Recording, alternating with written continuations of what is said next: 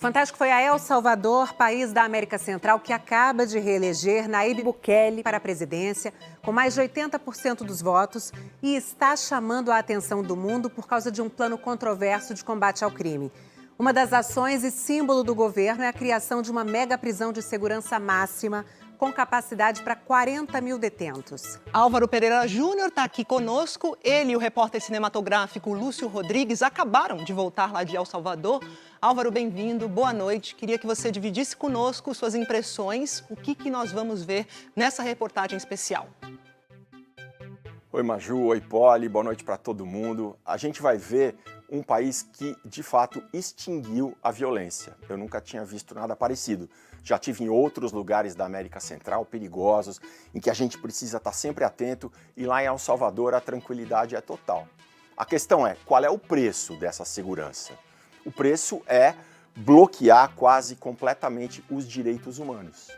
E assim um país pequenininho, que é do tamanho do Sergipe, que tem o PIB equivalente ao do Ceará, 25% do PIB vem dos imigrantes que estão nos Estados Unidos, ou seja, é um país pequeno e pobre, podia estar passando despercebido, mas não está. Está no centro do noticiário e atraiu a atenção aqui do Fantástico. É isso, obrigada, Álvaro. Então vamos conferir a reportagem especial de hoje. Las espinas que te punzaron, perdónale, Senhor. Esta é a colônia Montreal, um bairro humilde como muitos na cidade de São Salvador. Casa simples, gente simples, ruas de terra e muitas ladeiras, típicas de um país que se construiu à beira de vulcões. Mas nem as longas subidas detêm esses fiéis, que seguem na peregrinação, relembrando a Via Crucis de Jesus. A gente está na Quaresma e nessa época do ano, no mundo inteiro, cristãos, nesse caso católicos, saem às ruas de suas cidades em procissões, até a Semana Santa. Aqui em El Salvador não é diferente. A diferença é que em anos passados, talvez, essas pessoas não conseguissem sair de casa para rezar com tanta tranquilidade. Agora está muito tranquilo, inclusive nós freiras estamos saindo à noite para acompanhar as pessoas e as atividades da igreja. El Salvador vive tempos de paz. Medidas extremas do governo encurralaram o crime. As forças de segurança prendem e prendem. A população respira aliviada, mas nem todas as famílias estão felizes. Minha esposa me avisou de madrugada que a polícia tinha levado meus 2 filhos menores, de 15 e 17 anos. Como é que meus filhos vieram ser um grande delinquente? Cercaram minha casa como se eles fossem grandes delinquentes. Os meninos estavam dormindo. Um deles tinha deixado a lição de casa em cima da mesa da sala.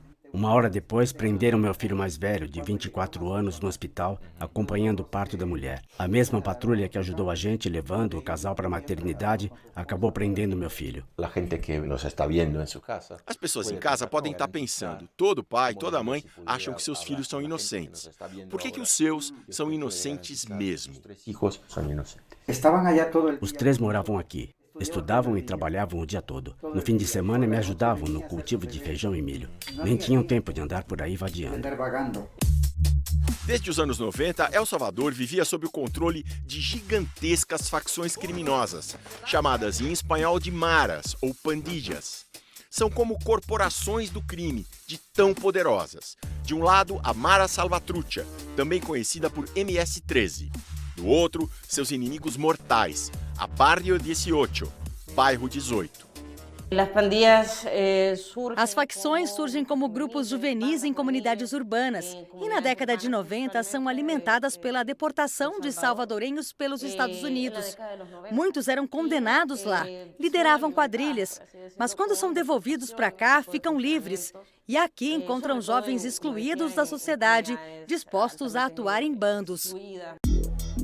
Ao contrário de outras facções da América Latina, as de El Salvador não dão prioridade para o tráfico de drogas. As maras salvadorenhas vivem principalmente de extorsão. É aquele esquema, ou paga ou a gente toca fogo na sua empresa, ou paga ou a gente te mata. Vale para grandes firmas, para o comércio, para feirantes E vale até para as cozinheiras de pupusas, as massas recheadas, que são o prato mais típico de El Salvador. A dona Noemi estava vendendo ali perto da procissão. Sobre a segurança, tudo bem. Hoje em dia está tudo bem, mas nós passávamos muito nervoso. A pressão da vida era tanta que a gente ficava até doente. A época em que brotaram as facções, os anos 90, eram de esperança para El Salvador. Tinha terminado uma guerra civil de 13 anos, em que 75 mil pessoas morreram e milhões deixaram o país. Mas quando a paz política finalmente veio, o crime organizado disparou. Isso poderia ter sido resolvido antes de as quadrilhas se organizarem tanto, mas ninguém ligava. Aí, quando finalmente as autoridades agiram, foi da pior maneira possível. As gangues se matavam e matavam quem surgisse no caminho, num combate por território. Quem tinha mais território podia extorquir mais. E sucessivos governos de direita e de esquerda prometiam jogo duro contra as gangues. Pelo menos desde 2003 tem essa história de um presidente aplicar políticas repressivas, de pulso firme, de guerra contra as facções, com um discurso do bem contra o mal. O auge da violência das quadrilhas foi em 2015. 107 homicídios para cada 100 mil habitantes. Como comparação, no Brasil, que também é muito violento, esse número fica hoje em torno de 20. E assim, El Salvador foi se transformando no lugar mais perigoso do mundo. Até que este homem surgiu, um jovem, então de esquerda, herdeiro de ricos imigrantes palestinos. Nayib Bukele é o nome. Antes de entrar na política, era publicitário. Herdou a agência do pai. E foi nessa agência que ele logo descobriu a mágica do marketing político. Meus pais me ensinaram que com esforço e dedicação se logran as metas. Sempre sem gravata e de boné para trás, começou na política em 2012, como prefeito de uma cidade pequena. Depois assumiu a capital. Foi se distanciando muito do passado esquerdista. Criou seu próprio partido, o Nuevas Ideas, Novas Ideias, com linguagem jovem, controle minucioso das redes sociais e um discurso de combate total ao crime. Foi eleito presidente de El Salvador em 2019. Nayib Bukele tinha 37 anos. Como publicitário, ele entendeu muito rápido que a mensagem de comunicação é mais importante até do que ações concretas. E se acontece algum problema, isso se resolve com mais marketing e mais publicidade. Nos primeiros 2 anos de governo, sem que os especialistas entendessem direito como e por quê, os homicídios caíram pela metade. O jornal digital onde Gabriel trabalha investigou o fenômeno. Encontrou gravações e documentos comprometedores. Descobrimos que, desde quando era prefeito da capital, Bukele fazia acordos secretos com as facções. Mas tudo mudou em março de 2022. Se havia acordos com as quadrilhas, algo deu errado. Em 3 dias, um total de 87 assassinatos cometidos por facções. Um banho de sangue nunca visto. O presidente Bukele agiu rápido.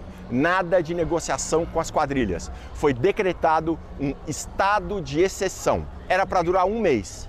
Já está durando 2 anos. Temos um regime de exceção que nos permite ter ferramentas que não tínhamos antes para combater a delinquência. No regime de exceção, são suspensos direitos e garantias em vários pontos. Os critérios para capturar suspeitos, o tempo que a pessoa pode ficar presa, agora é indefinido, o acesso do preso a um advogado e os julgamentos, que passaram a ser coletivos. Dezenas, às vezes centenas de presos julgados ao mesmo tempo. É tanta gente que muitas vezes nem cabe no prédio, eles fazem pela internet. Não tem como analisar caso a caso, entrar nos detalhes. Então o juiz chega, dá uma geral na situação e solta as sentenças. Bukele fez uma campanha maciça nas mídias sociais para dizer que nós, que criticamos esses métodos e essas políticas, estamos defendendo os delinquentes, como se fosse preciso escolher entre os direitos humanos e a segurança dos cidadãos. Mas nem o mais ferrenho opositor de Nayib Bukele pode negar. El Salvador hoje é outro país. No bairro Simples, onde acompanhamos uma procissão e que era controlado pela Mara Salvatrucha, as mudanças são evidentes. Aqui era uma zona muito perigosa. Não dava para andar à noite, porque logo vinham perguntar o que a gente estava fazendo. Os jovens estão saindo mais de casa e se envolvendo não com coisas ruins, mas com as coisas de Deus. E assim, apesar da desigualdade extrema, apesar da economia que cresce muito pouco, apesar da pobreza que ainda domina El Salvador, a taxa de assassinatos, segundo o governo, caiu de 107, aquele número apavorante de 2015, para 2,4 em cada 100 mil habitantes.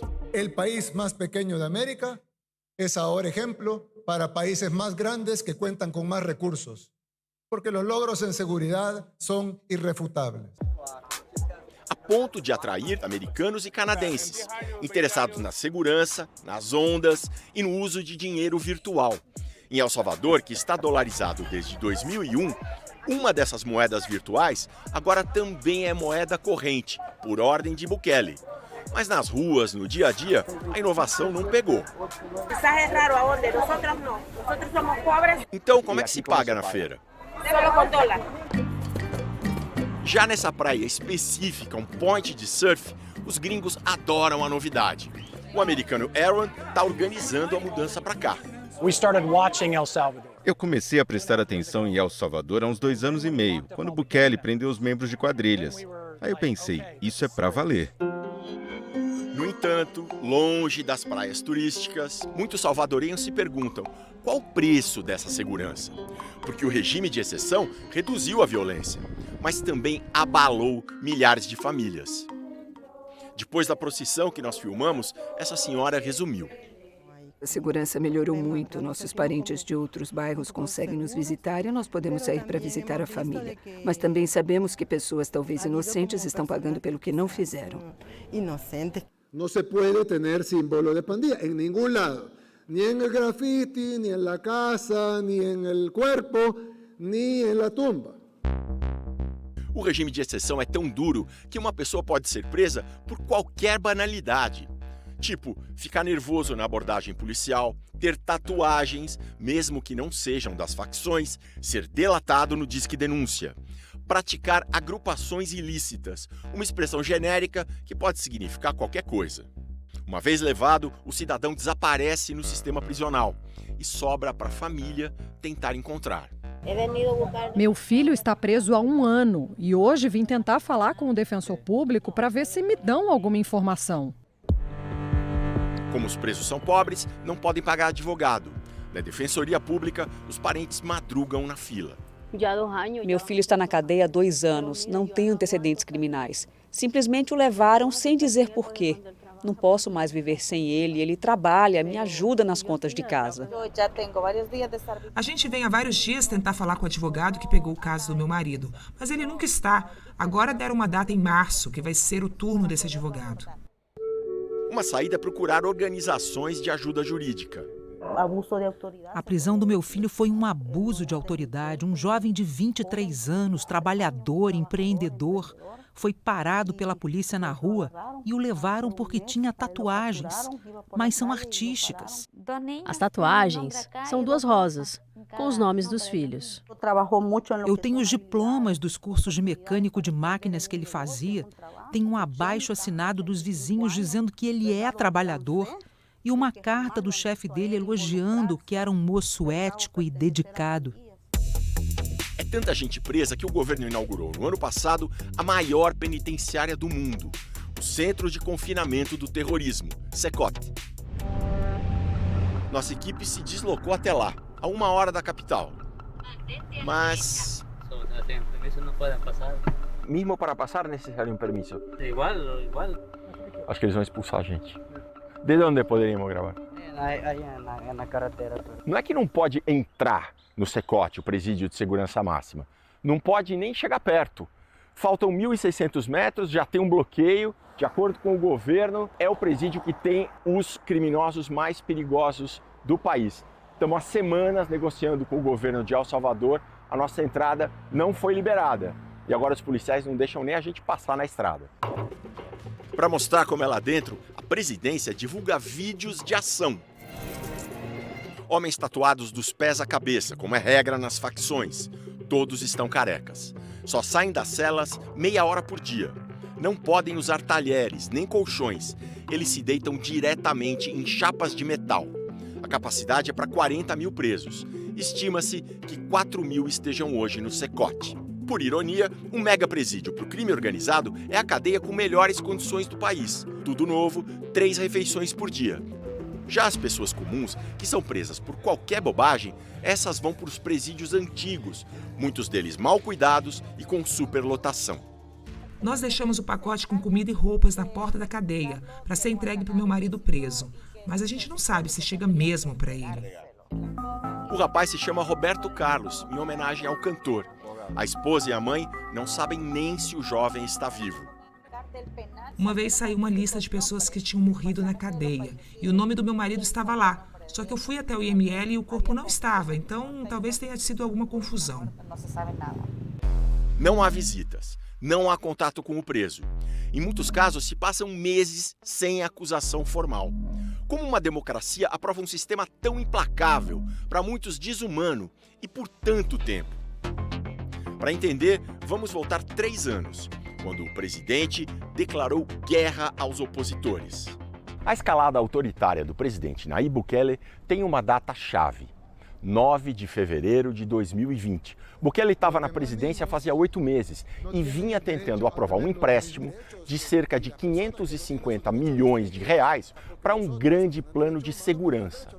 Só que a Assembleia era dominada pela oposição, então o empréstimo nunca passava.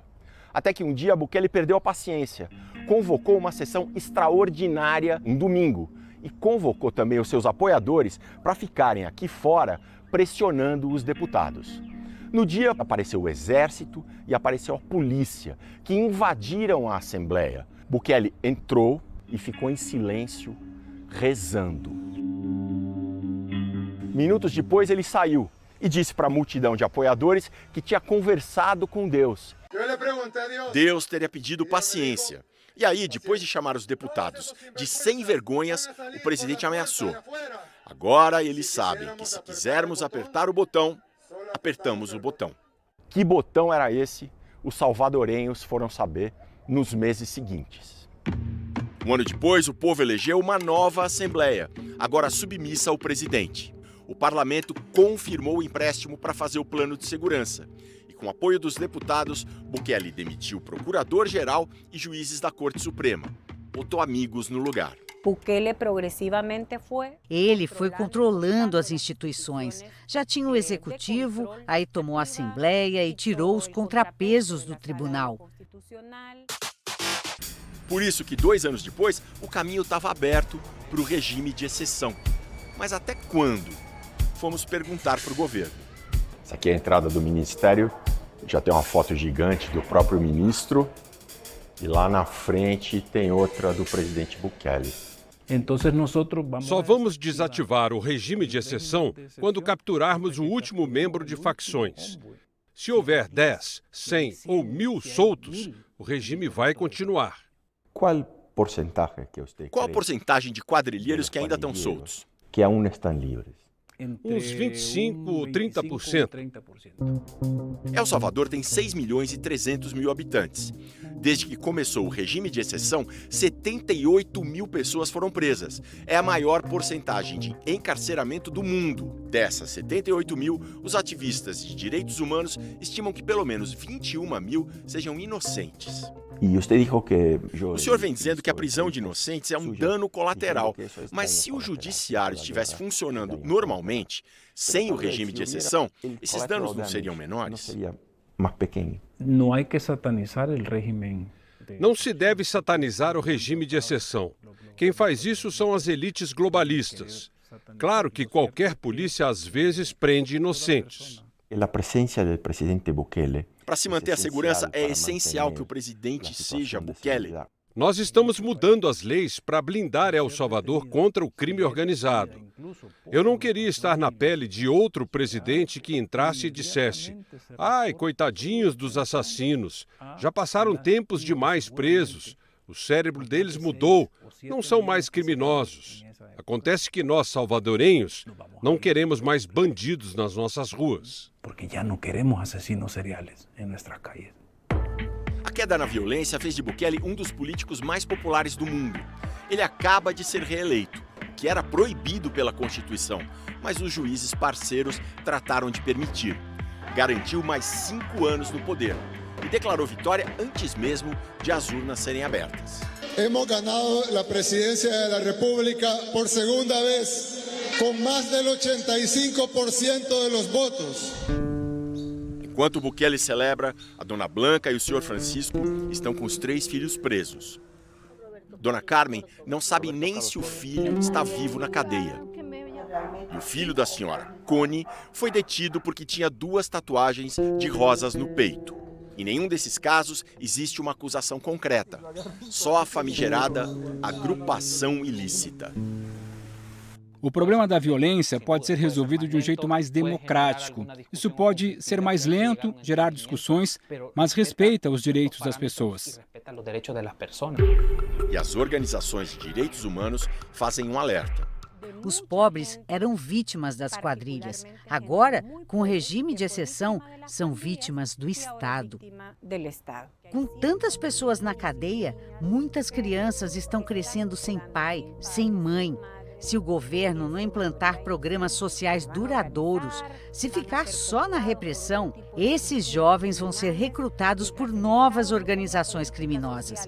Porque os problemas de base continuam. São econômicos, políticos, sociais e culturais. Tão devota quanto pobre, a população das comunidades de El Salvador reza para que a violência não volte. E que, para o país se manter calmo, tantas famílias humildes não precisem mais sofrer tanto. Perdónale, Senhor.